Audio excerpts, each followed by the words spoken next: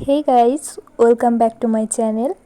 আমি অনেক দিন পর একটা রেসিপি তোমাদের সামনে তুলে ধরছি। প্রায় অনেক দিন পরই বলতে পারো ভিডিওটি ছাড়া হচ্ছে।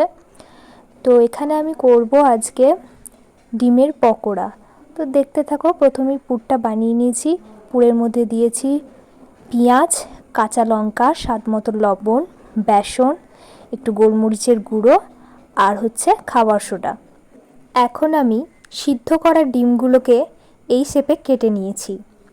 এবার এগুলোকে পুরের মধ্যে ভরে ভেজে নেব। দেখো আমি এবার এটাকে ভেজে নিচ্ছি ঠিক এইভাবে। তো তোমরা দেখতেই পাচ্ছ আমার পকোড়া একদম রেডি। খেতে কিন্তু খুব সুন্দর হয়েছিল। তো এরকম রেসিপি পাওয়ার জন্য চ্যানেলটাকে অবশ্যই সাবস্ক্রাইব করে রাখবেন, সাথে বেল আইকন প্রেস করবেন। দেখা হচ্ছে নেক্সট ভিডিওতে।